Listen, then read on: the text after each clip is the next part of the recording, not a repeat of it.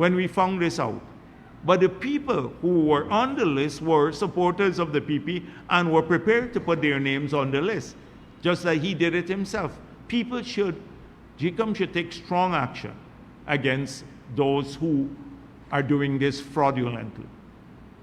And the police should also do so. So this is something that we're going to pay keen attention to. And I hope that the media follows with this, follows up on this matter. Like another person, up to yesterday, I spoke with a person where he was intimidated when he refused to allow a political figure to use his property. He was threatened because they just showed up and wanted to hold a meeting in his place. And he said, no, in my place. He supports the PPP. And I saw the Chamber of Commerce from, he's a businessman, the Chamber of Commerce in Region 5 issued a statement. But that doesn't hit the media, but it tells you a lot about bullyism, and we'll tackle that later. So those are just some of the things I wanted to address this week. Thank you. Dr. Jagdeo, Mikhail Rodriguez for Daybreak News. You said political figures, not political figure, political aspirant. Azadeen Mohammed has gone across this country and making it clear that there will be no coalition between whatever his movement is and others. But given that being said, he is making headway with opposition supporters, mostly opposition supporters.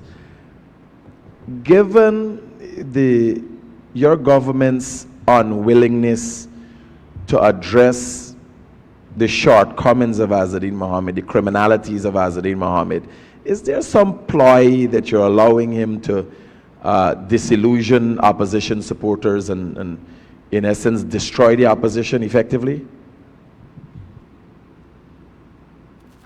As I said last week, I don't think that with all the hype around Azadeen Mohammed, that electorally he would have any impact.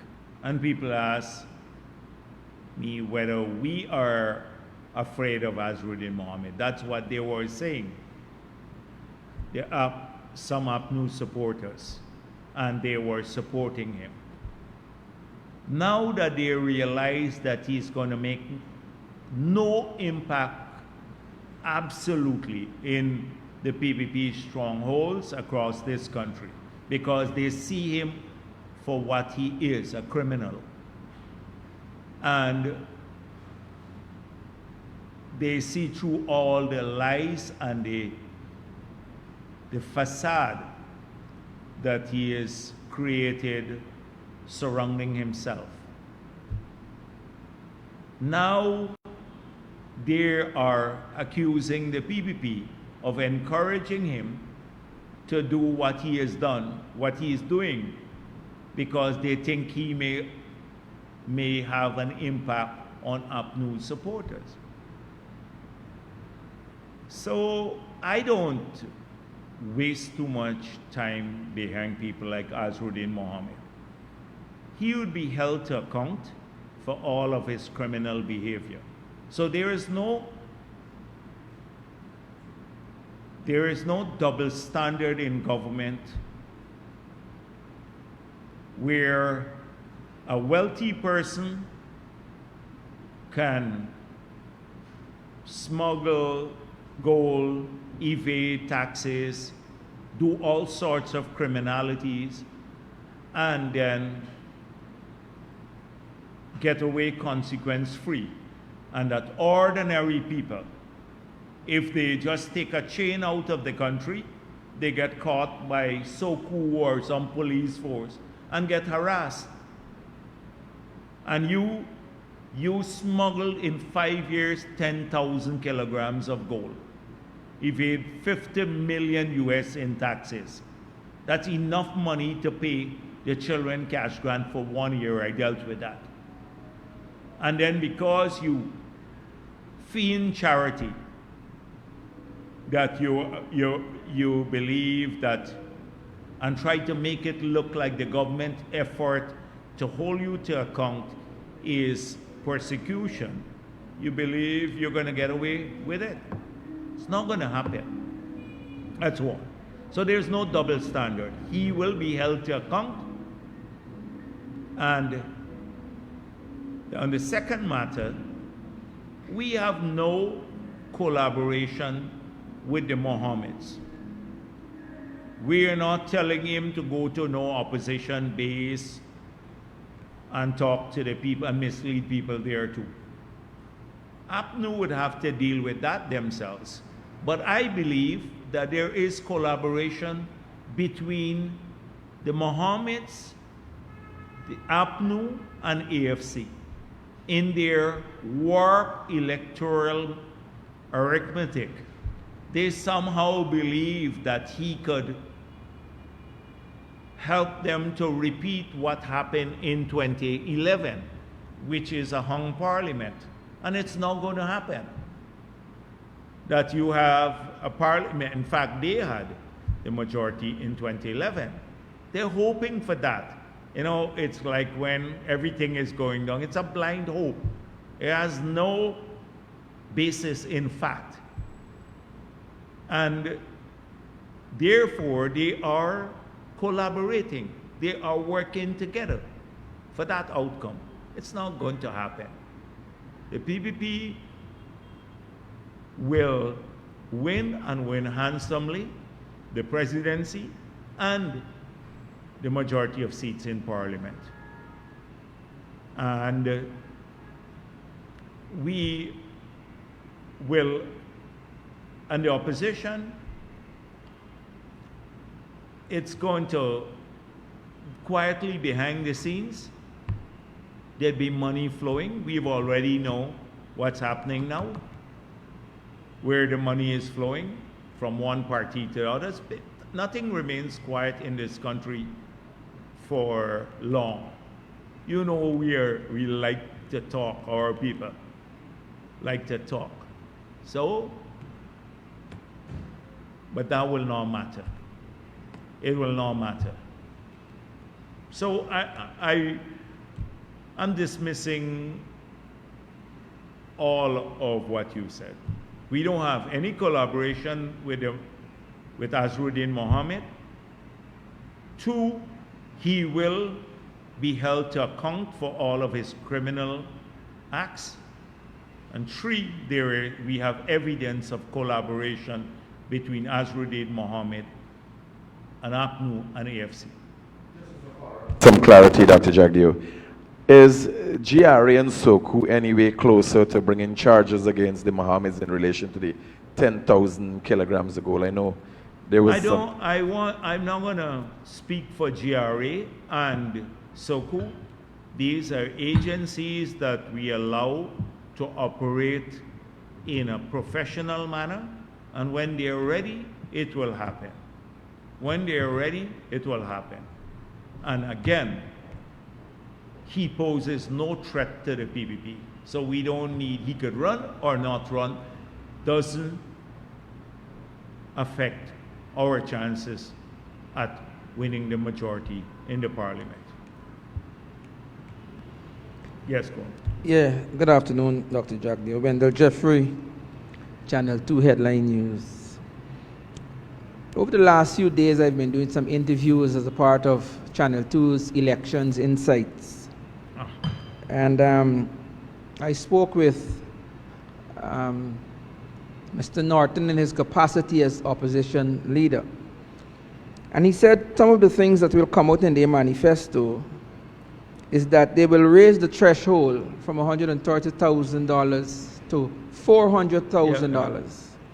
He also said that they will build anywhere from 160 to 200,000 homes, and that they will give the homes to low-income people on a rent-to-own basis, so that as they pay the rent, they'll be actually buying the homes. Yeah, so that's one. I want to know your take on that.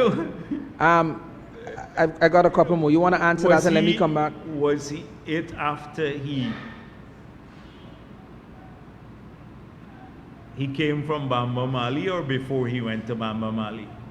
Because those things, anybody who says they can build in 5 years 160,000 to 200,000 homes, got to be crazy. You got to be crazy.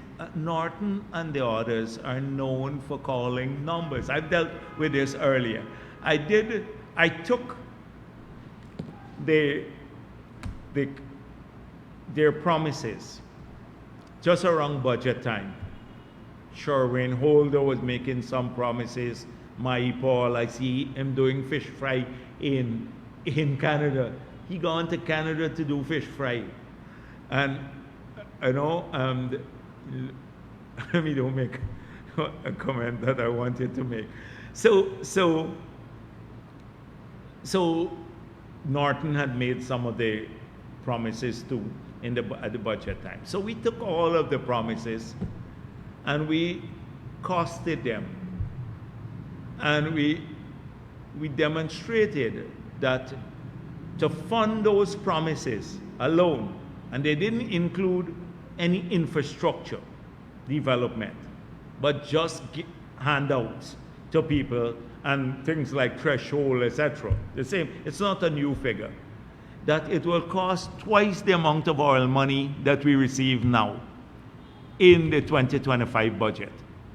We did this in the past. That's why you notice I don't pay serious attention to anything they say, because anybody who will just not even do a basic calculation as to what it will cost is not worth paying serious attention to. And their biggest thing is that they don't have to do it. They just can say anything because they don't have any intention of doing any of it. Like they had more modest promises in 2015, and they didn't even do those. Much less about Norton talking now about he building 200,000 homes. People, yeah, is not serious. I think he was like, he might have been in a different state. All right. Both Mr. Winston Jordan, the former treasurer, Finance Minister, and Aubrey Norton are requesting a public debate with you or President Ali at any time of your choosing. Is that something that you would consider? Yeah, the thing is that I would say to the president, don't waste your time. They are just looking for headlines. When you're so far back in the poll and nobody pays serious attention to you, they want us to popularize what they're saying. Nobody pays attention to what they're saying. Like nobody believes his 200,000 thing. You'd hear it, they would just discount it. They're looking for relevance. Nobody seriously except his own camp pays attention to him. You think of a serious-minded person paying attention to what Norton says or the AFC, they know that they're not gonna implement it. So what is he gonna debate us on? And we will campaign on what we have to do. The debate is not about promises. It's about credibility. If we start off by saying they rigged the elections, the 2020 elections, or they were trying to rig the elections, they have a different view on that. Where would we end in this debate? Oh, I have a view on it. Oh, you all tried to rig the elections. You're not going anywhere. In the face of all of this evidence, these people put on a shameless face and say, the PPP is trying to rig the elections. What do you solve in a debate? You solve nothing there. Oh, there, we couldn't do all that you're doing now because we didn't have oil money. That's the next thing they would come. But you had $94 billion of increased taxes. You didn't spend a cent on infrastructure. Where did the money go? You took away the children grant. You took away the free water for the pensioners. A whole range of things. You imposed all these taxes. You add VAT on the miners. What would be the conclusion? We didn't have oil money. So it's a waste of time. I don't waste my time. I prefer to debate with the farmer or the fisherman or the miner than to waste my time behind Jordan. What I told you about Jordan, the first question to Jordan would be, it's how can you transfer land, the title to a land, through an order, and you never collected money? That is an illegal act. Do you think you should go to jail for that? Winston Jordan? Ask him that. Do you think you should go to jail? Is that an offense? Is it malfeasance in public office to transfer title for a plot of land owned by the government or big plots of land without collecting payment for it? Should you go to jail for that? Do you regret saying that the 18 billion sign-in bonus was a gift to the government? That sort of thing. Where will you end? He would obfuscate the issue, and that's what we are talking about, character. So I'm not wasting time. I would say to President Ali, because President Ali is running, he is the candidate, and I would say to him, don't waste your time behind these people. What are you going to debate? With the criminal, you're going to debate, is it 10,000 kilograms or 9,999 kilograms of gold you smuggled out of the country? Did you have anything to do with paper short debt or not? That's what you're going to debate with these people? Nothing. It's a waste. I hear you, Doc, and I'm not here to. I did ask. No, I'm with glad you. You're bringing it to my attention. I'm glad, though, because it gives me a chance to share my perspective on these so-called debates and all of that. People want to hear how you're going to fix their problem. More jobs, education, healthcare, leisure, security in their homes, all of that. Okay. I want that. I did ask Mr. Jordan about the accusations. Some he said are thrown out, and some will be thrown out in court as it relates to the charges. I did ask him about the $18 million. He said that there's only two approaches that Exxon had, and one was to give them the money as a loan or a gift where they would not have to repay it. And the $18 million was specific and given to the government of Guyana at the time, and it was to help with the financing of the attorneys. Yes. I asked those questions. He said the $18 million did not have to be repaid, and because there are only two categories that you can get money from Exxon, either as a loan or a gift. It was a gift because the government of Guyana did not have to repay it. He said the reason it was not in the consolidated fund. So let's end here, right? So forget what it's used for. So that's the first point. So Jordan, told you that you can only get this money from Exxon through a loan or a gift. So he's doubling down on the gift. Now, we have just auctioned a number of blocks. We're going to sign prospecting licenses. In the shallow water, there is a signing bonus when you sign a prospecting license, not a production license now. There is a signing bonus of $10 million US. Every time you get a license to prospect now, that's the new law. You now have to pay a 10 million signing bonus, and if it's deep water, it's 20 million signing bonus. So that's part of your revenue.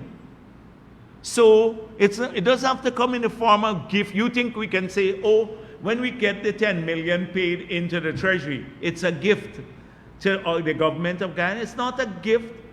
Signing bonuses are part of the oil and gas sector when you do agreements. In fact, the size of the signing bonus, given that they were moving now to develop a massive Stabroek block, should have been, at that time, hundreds of millions of dollars maybe. Hundreds of millions.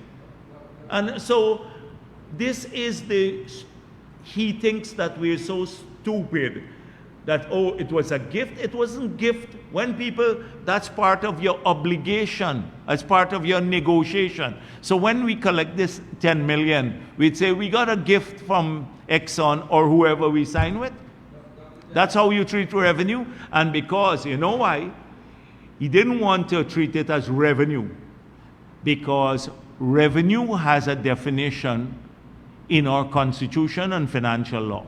Every cent of revenue to the state has to be kept in three places. Either the consolidated fund, 2, a deposit account, but you have to notify Parliament with the deposit account that was created specially for that purpose, or 3, funds created, a fund created by special legislation, like the Lotto Fund. Only in those 3 accounts can you keep revenue of the state. They didn't deposit it in any of these accounts.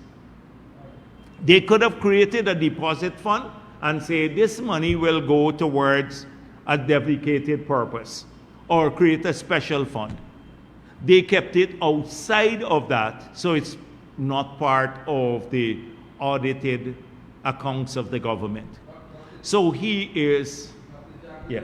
Dr. Jagdeo, I really don't like this position, and I think that this... I'm glad you're bringing it to my attention. But because he answered that question too. Yeah. He said, and it's recorded, the conversation, but most parts of it was recorded, some he said off camera. He explained that that money that Exxon gave, the reason, and Exxon understood the reason, and the persons at the higher echelons of the party understood that money was mainly to pay attorneys to represent, yes, right? To represent. So, and he said that they did not want to put the money in the consolidated fund because they did not want it to be a discussion in Parliament, because they did not want the Venezuelans to know that they were actually building a financial war chest to represent them. So that money was given by Exxon with the full understanding. Yeah, but then finally, the money was eventually transferred to the consolidated fund with the incurred interest. No, but you see, but if you were questioning him, then you would say, so is it okay for any government to hold money outside of the public purview, outside of accounts that are authorized by the Constitution or the laws of this country, for a purpose that only they, and not the opposition nor the rest of the country know? No, so that is, it is a ridiculous explanation, and it could only be given to people who are not savvy. What is this war chest? If they come to the Parliament, we are paying lawyers. We have a case before the ICJ. We have to pay lawyers. They come to the Parliament and say, we want 100 million appropriated to go to pay lawyers, and it would be held in an account there, and we'd pay our lawyers from it. The Parliament, I said that already. From opposition, I said it. We will approve it immediately. That's the border issue. The reason they held the money is so they can hustle the money. That is the reason. They didn't need, everybody knows we're going to the ICJ. So don't you have to pay lawyers for the ICJ? Then you have to, if you're paying the lawyers, that was the bigger question. Anyhow, I'm not wasting my time there. Okay, Yes, good. man, yes. Finally on this. He is trying to Finally rehabilitate on an this. image where there were the APNU AFC was trying to steal 18 million signing bonus. The country didn't know about it for a year and a half. He said, did he have to lie to the people? Anyhow, okay. Doc, because when I do my interviews, and you sat for a couple of them, I interview and I try to be objective in my interviews. Yeah. He said the reason why it was not disclosed was because they did not want Venezuela to know of what they were doing. It was also the case, I'm telling you what I was told, it was also the... Listen, this is not a conversation for you to repeat nonsense, because you're telling me what should Venezuela not know? So we're going to the ICJ. We're going to the ICJ. Venezuela had to know that we're going to the ICJ if we're filing a memorial before the ICJ, so they would know. Would we not need lawyers to take our case to the ICJ? The answer, so Venezuela would think, oh, they're gonna just not hire lawyers to take it to the ICJ. So that's public knowledge too. 3, do you have to pay the lawyers? Yes, the answer is yes. So Venezuela would know the money is coming from a hidden account. So we could pay the lawyers, we can pay tomorrow. What, have we not been paying our lawyers since then? Have we not been paying the lawyers since the money was deposited into the consolidated fund based on our taking a case to court? He didn't do it voluntarily. You asked him about that the government, the PPP, took the case to court, and then when they know they were going to lose the case, then they hurriedly deposited the money into the consolidated fund. That's 1. 2, we're paying lawyers now. Where are we paying the lawyers from? It's the appropriated sums by the Parliament of Guyana. Why should we not openly pay our lawyers to fight our case at the ICJ? It's logical. Any right-thinking person would take this guy and dump him in a trench with the explanation that he's giving. And like that. All right. I like that. Let's move on. So it also shows that maybe the debate is necessary, right? No. We're not debating nonsense. All right. Yeah. Now, he also said that right now the monies that were paid for the that Apple paid for the what do you call it? The credits, the carbon credits, they said that money right now is not on the consolidated, that you guys did not put that money in the consolidated fund, and you put it in a similar fund that the $18 million went into. Is that true? This is not true. The money comes through it will go into the consolidated fund. It's audited. And then, so Ashni Singh is dealing with that issue. There is no issue. I've spoken 100 times about this matter. The context is slightly different too. So 1, it is following our financial laws. Every cent is going to be accounted for in accordance with the Constitution and the financial laws. Statement 1. Statement 2 is when they collected this money that they claim was a gift, the country did not know about it. A year after they had the money, were using the money, he was asked about it. And he said, we neither requested nor did we receive a signing bonus. Go and read the newspapers. Then several months later, when we realized there was a signing bonus paid, the 18 million, he then said, we thought it was a gift, so we didn't need to account for it. The moment we sold to Hess the carbon credit, the 750 million, we made an announcement of it. 750 million, 15% will go to the Amerindian communities, 85% will come to the Treasury and be used for adaptation projects. It's 2 different circumstances, 2 sets of, it's called obfuscation.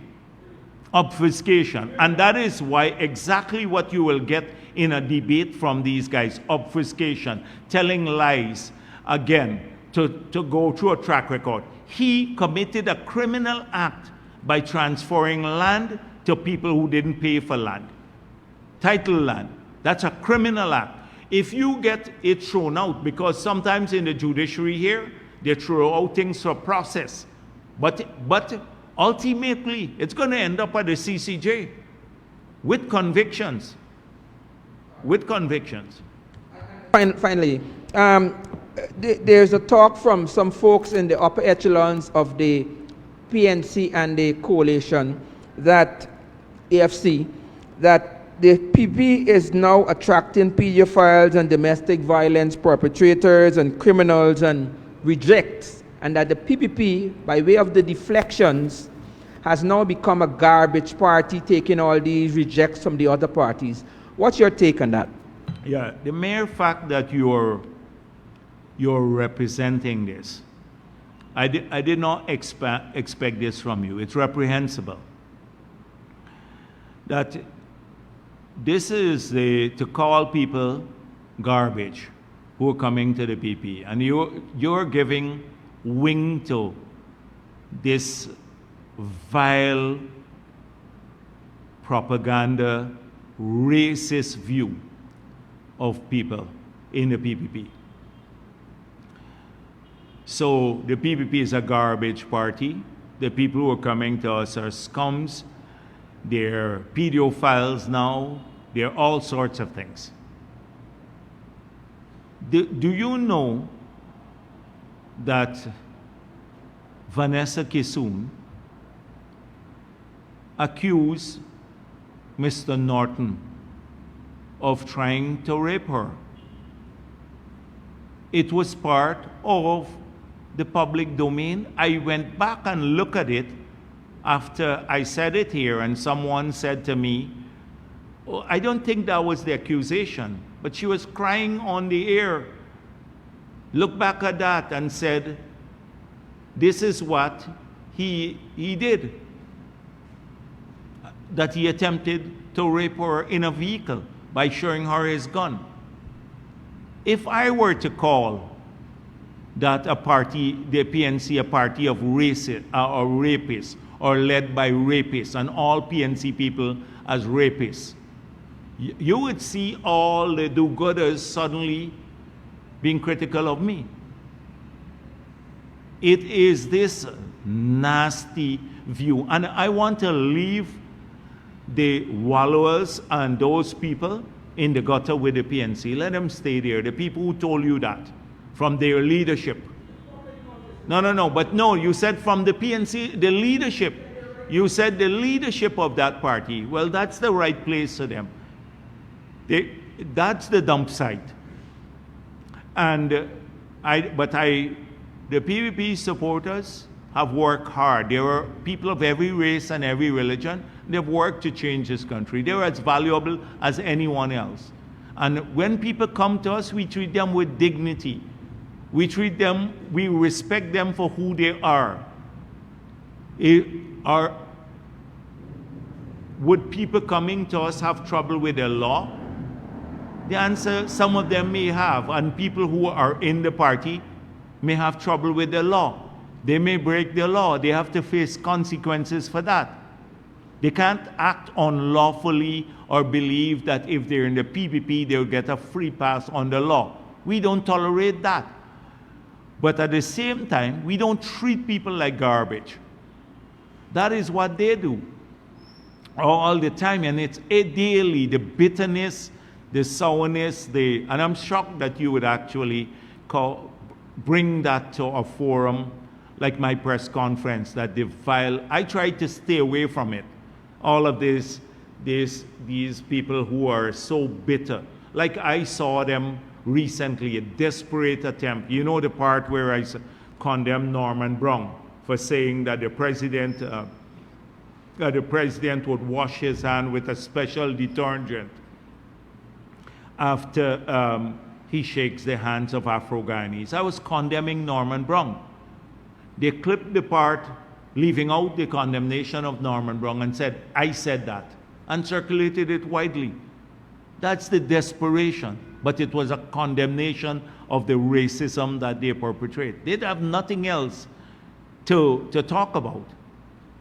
And actually, some people report it to the cybercrime unit, because on those matters I take seriously when you promote racism in our country. That's a vile, vile thing to talk about people. Jagdeo, Yes. Dennis Shabalda Marawi. Sir, in terms of the government's aggressive plans to recruit nurses and possibly other healthcare workers overseas to work in the hospitals that are being built, what percentage, or will Cuban health workers be recruited to work in those hospitals? And can you say, at this stage, what is the update with regards to Fulcrum and its involvement in the gas projects with the government and Exxon? And thirdly, with May Thomas being sanctioned by the U.S. last year, June, is she expected to be a candidate in the upcoming general and regional elections for the PPP? And lastly, when will any of the prospecting licenses be signed, and which of the companies will the signatures be with? That's it. And the first one was Cuban healthcare workers. Oh, Cuban, okay, Yes. healthcare workers. So we're recruiting people from around the world, not confined to Cuba. But we're working to ensure that the people who come here from Cuba, that they meet the definition because of what the U.S. Secretary of State mentioned, that the conditions of work here don't run afoul of the requirements set by the United States of America. But we are recruiting from around the world, and we could have more people from other countries, much more than from Cuba. The idea is to get our own people to work in the hospitals. So we're recruiting nursing assistants and a whole range of people to do that, to do the work. But right now, we don't have enough healthcare personnel to offer the expanded level of services that will come through the opening of these new hospitals. So we have to train more of our people. We have to increase their remuneration and working conditions. And that is in train. But in the meantime, we have to fill that need with foreign recruits, not necessarily from Cuba, from any country in the world. And as we train more of our people, then we can fill the posts with our own people. That is the idea. But we don't want the service to suffer because of the shortage of Guyanese healthcare professionals. We want a good quality service until we can fill those positions with our own people. And so that is the approach to that matter. On Fulcrum, I don't think there's been much progress because we're more focused on the elections.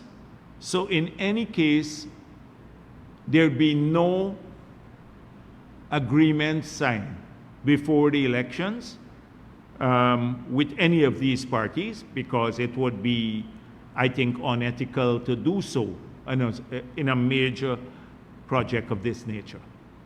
So right now, those negotiations would go on autopilot for the time being, because our attention is focused more on the elections. We have about 80 something days more for the elections, and thereafter we will return to it with vigor.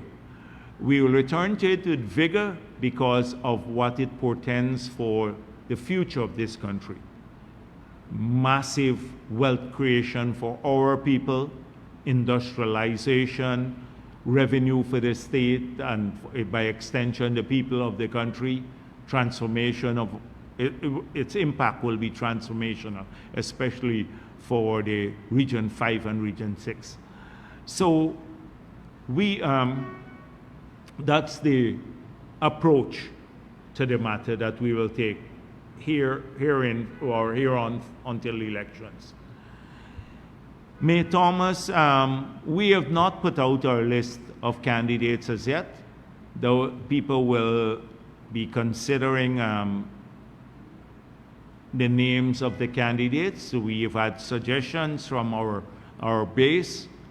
We're a party that has so many names now that it has now it is hard to get down to the required level, unlike some parties that can't get candidates to go on the list, because if they go on the list they face potential sanctions, or they're going on a losing list with other side. They know they're knowingly going on a losing list. We don't have that problem in the PPP. We have a ton of suggestions for people to come on list. So, but the party has not made a decision as yet. I'm meeting with the structures on later this month. We've had names coming in. We have sent out our circulars. That's how we work to the group all across the country, all 10 regions, and they're submitting names of people. And then we will meet with the structures. We discuss this extensively, and then we'll make decisions. Eligible? I'm not going to enter into that debate. Wait on our list. You can ask me that about 20 people, whether they're eligible, whether they're not The sanctions, eligible, in light of the sanctions. whether they're eligible or not eligible. The way I see it, I don't know. I don't think she wants to be on the list, but the way I personally see it, no, she will not be on the list. That's how I see it personally. On now, but the party, I'm General Secretary of the party, but we have not debated these matters as yet. The prospecting licenses. The prospecting licenses. I'd ask the media to stay in touch with the ministry, because they deal with the individuals concerned on a more frequent basis than I do. That is, they engage the parties a lot. So they could be able to give you an update as to where we are in every one of those negotiations. I doubt that we will sign any of those in the next maybe 2 or 3 months too. If they have not been signed as yet, I think we should await after the elections to do that. And is there anything? That's it? Okay. Good afternoon, Dr. Jagdeo, Sharpenberger with Kite News. Just 3 quick questions.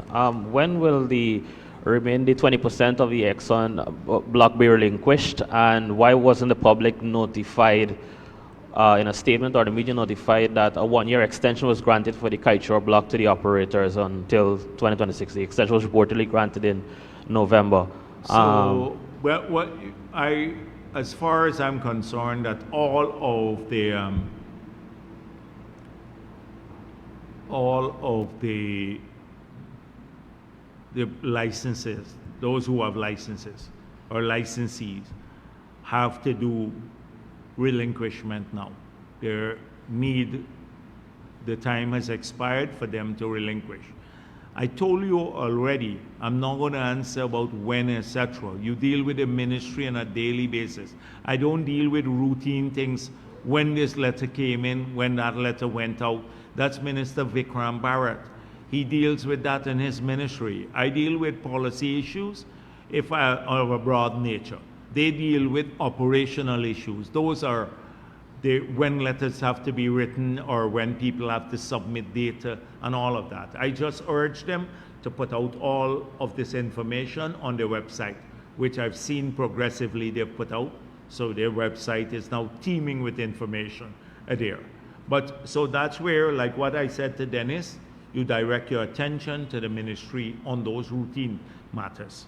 I'm only dealing with the, like I just told you, on Fulcrum and the prospecting license, those two things are of a policy nature. So if they have not signed any of the prospecting licenses as yet, because the minister has to sign them, then I would say policy-wise, we must not sign any before the elections. And similarly with the Fulcrum. That's a policy matter, and so that's my view on the policy, because it's too near. Okay, secondly, the arrangement in the Starbuck Block PSC, the 50-50 profit sharing, doesn't it mean that the operator and Guyana are supposed to leave with the same amount of profits, or does the formula dictate that the operators get more and Guyana leaves with less? So if it's 50-50 profit, how would the operator? We noticed the 2024 financials, the operators left with 10 billion and Guyana only got 2.6 billion. Last week I answered that. I answered that question extensively. Profit is different than revenue. I'm going to only say that. Profit is different than revenue. So go back and look at the financials closely. Okay? I dealt with that last week. I'm not repeating what I said last week. Thirdly, with elections coming up on September 1, will voters be given a chance to have their say if they would like a renegotiation of the contract or not, or will that be sometime after? Well, that would be I saw the AFC campaigning on that now, and it's a question of believability too. So it's not just about what you say, it is a question of believability.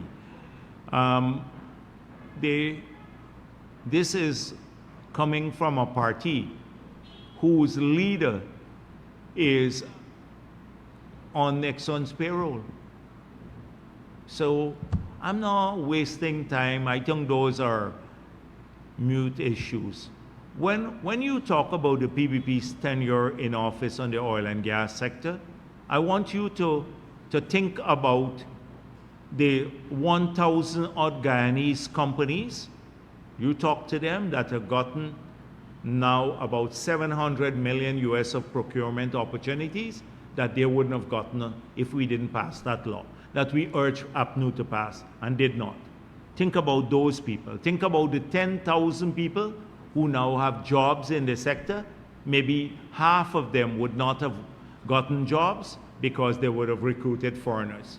Think about our definition of a Guyanese company and how many people have been promoted into management positions, because for their companies to register under the Local Content Act, they have to have a particular 75% of their staff have to be management staff, have to be Guyanese. They would have not been promoted upwards had we not put that in the Local Content Act. You look at the benefits of that and how many people, because of this government, and that's when we talk about a future. I don't deal with, like the generalized gaffe.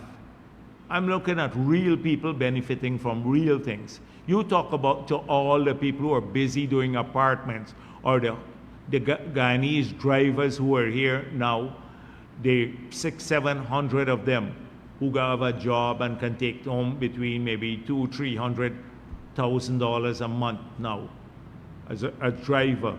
They would not have gotten the opportunity had we not prohibited the oil and gas companies and their first-tier contractors from bringing in foreign companies to provide transportation services.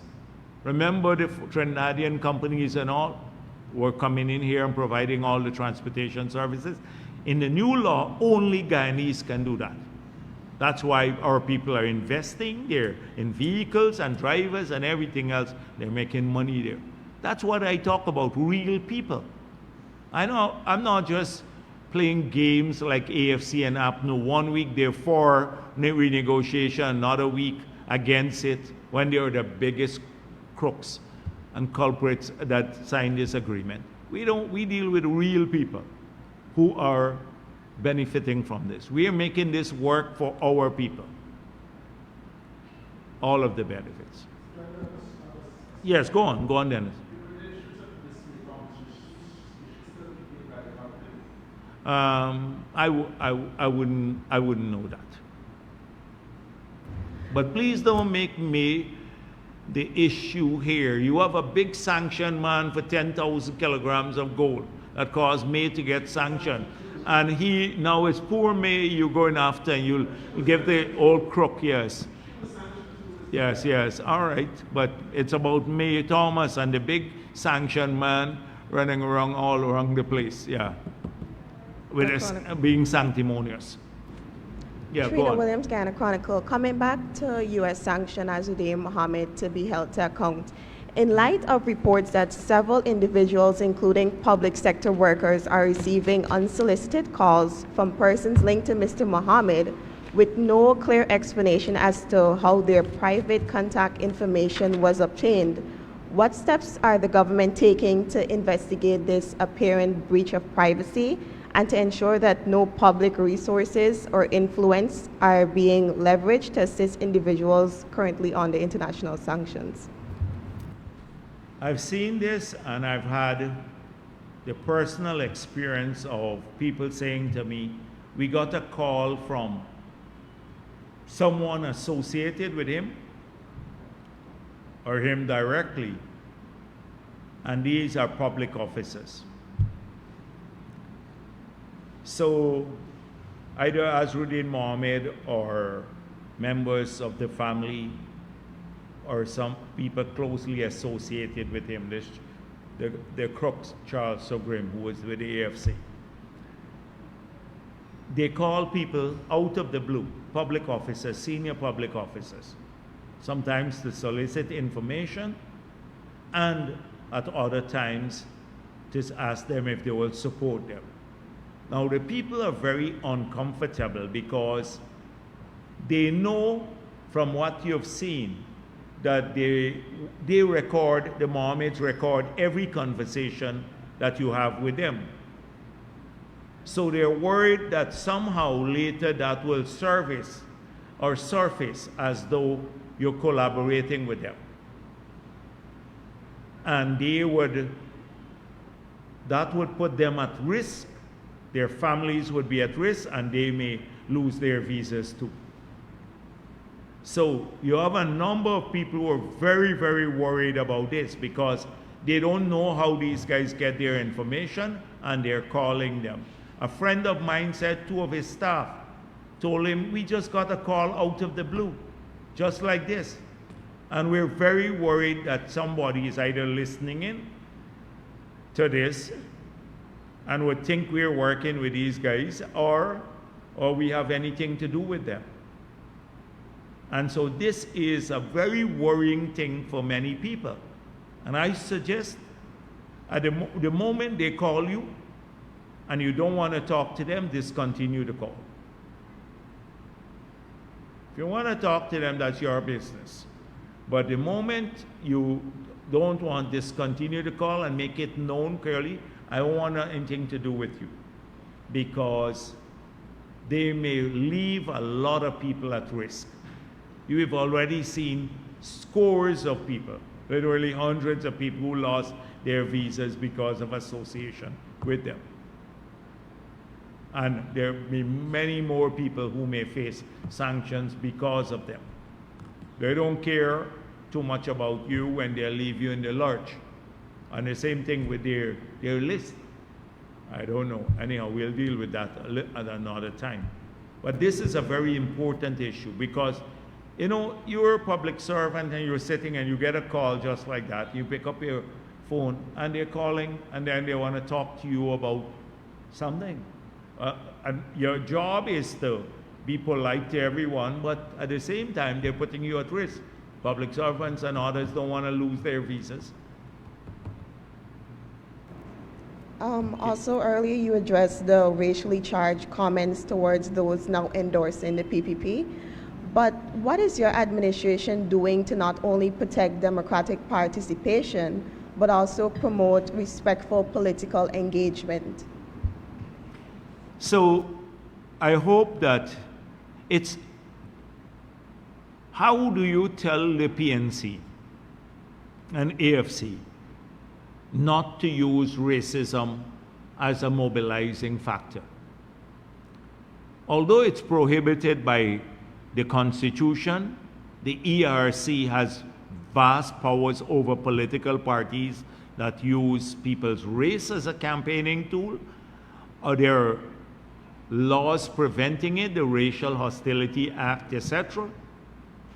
If you say to these political parties, APNO and AFC, stop using race, then what else do they have? They have nothing to talk to people about. It's only division. That's the only campaigning tool that they use. And so, in as much as they will sign declarations, so GCOM will come up with declarations, code of conduct, etc. They will sign on to these declarations and then go right back the next day back to the racial campaigning that they are doing. And they are, it's everybody. As I said before, people, Afro-Guyanese may think that they care. Ordinary Afro-Guyanese have no place in that party too. If you're part of this small group, the cabal, and we saw it in the last storm, we saw it, the cabal, then you'll benefit everything from them. I met with some people, tomorrow I'm going to Linden, and I met with some people a few weeks ago, and they were relaying their experience to me about what happened under the PNC, on the APNU AFC, the 5 years that were there. These are hardcore supporters of the PNC. And they said, it's Jordan neighbors from Georgetown who got the land there in Linden, prime properties. It's Amanza and her family. It's the Figueras and their family. It's Lowenfi. They didn't get a single house lot. We have a massive program to do roads and stuff, nothing there. The jobs disappeared. So that is their experience in Afro-Guyanese communities. And as I said before, with other communities, you heard what they just say. The Indo-Guyanese, Amerindians, etc., they're garbage people too. That's how they think. Some are lick bottoms and other things, and others are garbage people. That's what they campaign on. So how do you get them to move away from that? I don't know. I don't have an answer for it. They just would not focus on real issues. Every day it's about race. Just look at it. And I just heard about it coming from leadership. Members in the leadership just heard a question. It's not a few ordinary supporters who are outliers. Just a racist outlook to everything.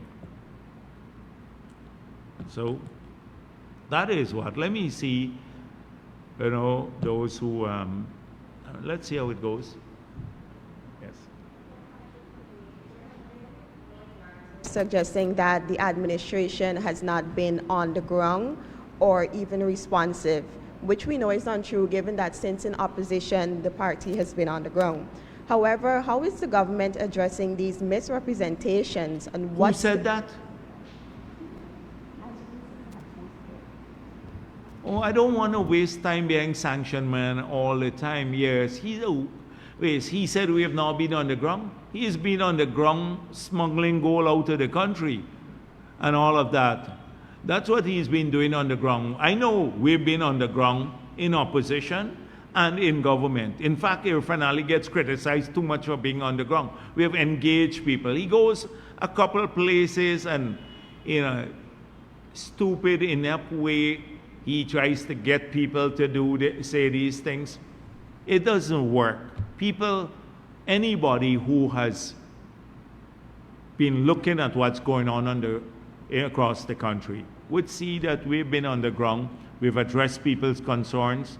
You know, you'd go and say, oh, I want you to build a house, and they're taking down names. The couple of houses that he built and gave to people is nothing compared. This charity was all for a purpose. This was to save his ass from prosecution. He knew he was doing criminal things, and this is all a cover. So I'm not wasting my time behind him. Yeah. Yes, Marcel. It's just a clarification, by the way, for two things. On the crossovers, when you spoke about repudiation of the party, not PPP not asking, I'm asking as General Secretary of the PPP, when you have crossover candidates from the APNU, the discussion is never about the rigging of those elections. I ask because how does one expect your own supporters to trust persons crossing over when there are no discussions or no, as you would put it, they're repudiating those alleged riggings that you so condemn? So the first thing is, there seems to be this enhanced interest in large because people are coming to the PPP. Let me tell you this, as General Secretary, you asked me about the issue, and let me return to it.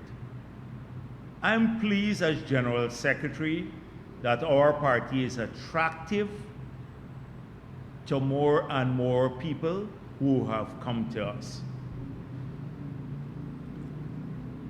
I am grateful and eternally grateful to our supporters who have stuck with us through the hard times. And they continue to be valuable supporters of the People's Progressive Party. The number of people who have crossed us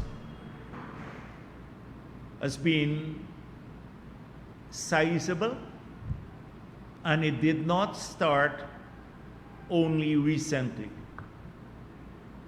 We should have had the same conversation a few years back when you saw us moving in New Amsterdam from 2 seats out of 14 to 6 out of 14.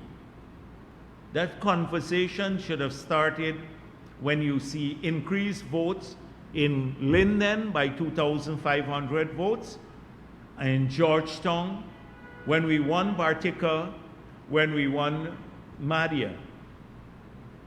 But if the media had given that prominence, it would have run contrary to the propaganda that they spread, that the PPP is an Indo-Guyanese party.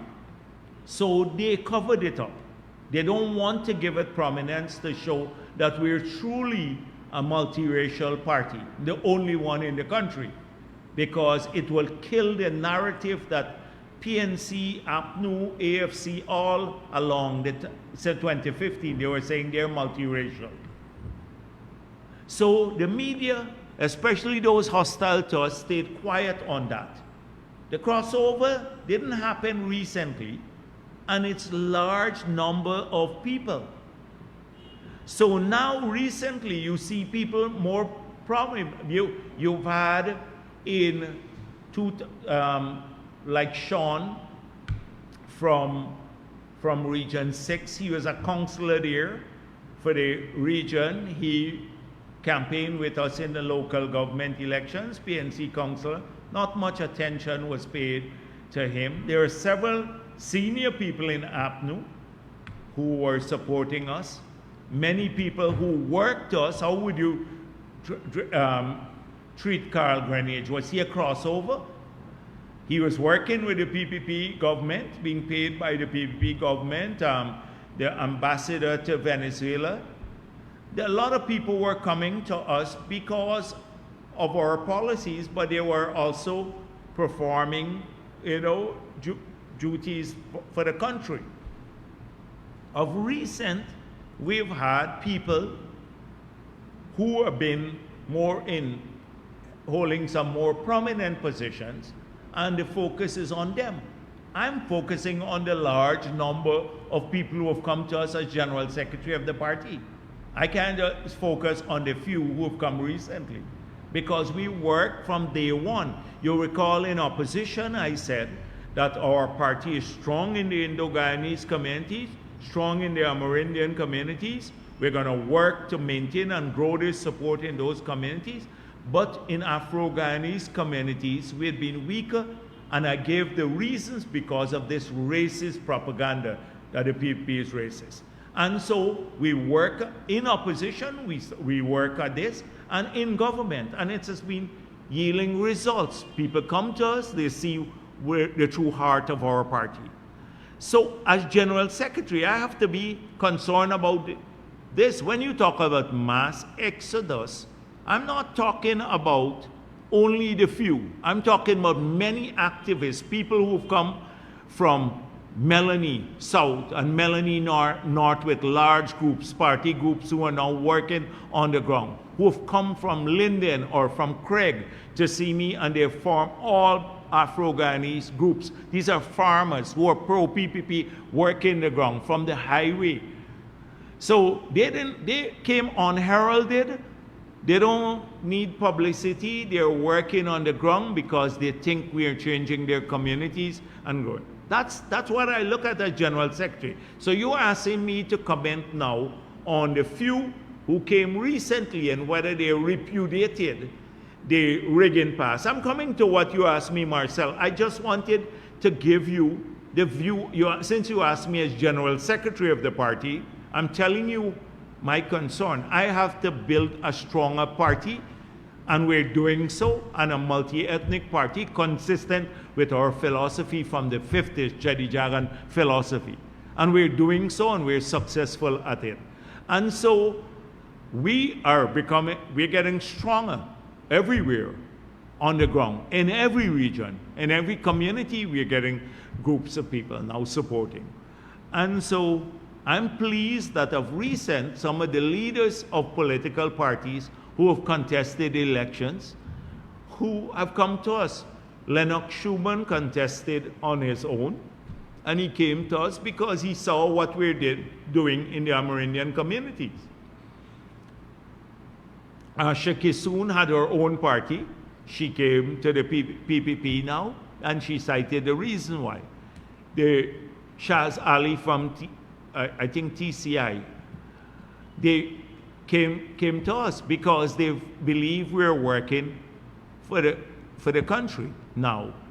Where I saw Mr. Alicock from GAP now has come to the PPP, and then several others from AFC and APNU. Leonard Craig made it clear. He said, we were given speaker's notes and we were told we won the elections. Like so many ordinary APNU supporters, you would hear, if you look at the girls from West Rumfeld, they felt that APNU won the elections. They were crying, and they were recounting experience. Their parents now, many of them who are working, are supporting the PPP now. Large cells in West Rumfeld and East Rumfeld. They told me, we actually felt, we were told by our leaders that we won the elections and PPP stealing the election. That was their party telling them there. Craig said openly that we were given the point marching orders to talk about things. They didn't see the SOPs. They were told that they won. Now, a person like who saw the SOP, Patterson, Patterson said he saw the SOP and that the SOP showed they won the elections. Those are the kinds of people I'm talking about. And Norton saying the same thing. A lot of the people who have come to us, they were not part of the inner circle or that was trying to rig the elections, but they were supportive of their party. Now, I made the point earlier that how come it wasn't so important for them to repudiate that history before they came to the PPP? When they come to the PPP, they're coming to a party that believes strongly about democracy. So if they come with a rigging pass and they hope it will not work with us, they know what they're coming towards. They're coming with a party that believes in free and fair elections, every vote must be counted, and that we will fight to preserve elections. They know this knowingly. And therefore, I'm not going to run down people. I'm not going to run down people to go out there. If they want to on their own, they can say it. They can say what they believe, like Leonard Craig spoke about it. Came from the AFC, how his own experience within the party and what they were told. And they've been doing this. But we're not going to do one thing. We're not going to get people. You don't have to run down Norton or run down anybody else if you want to support the PPP. We take you we at your word. Doesn't mean that, and we embrace people too. Some people who have come to us, and there are thousands, literally. Some may come only because they believe they can get something, and others, and many others, are happy with our vision. We recognize that as a party, but we are pleased that this is happening. And so, Marcel, I'm not going to harass the people who are coming to us. I saw the other side picking up endorsement. Norton picked up an endorsement from Harry Paul, who was working in the office of the president under Granger. I saw this morning, like Ramatar had to put out a news that some fake news that Ramatar endorsed Nigel Hughes. I saw Donald Ramatar put on his page, it's not true, it's a fake. Check Ramatar's page today. Nobody is endorsing them. And they should be going after those people, the ones who are remaining there, the ones who keep lying about the elections, like Patterson and Nigel Hughes. But they get a free pass from the media. Yes. Thank you.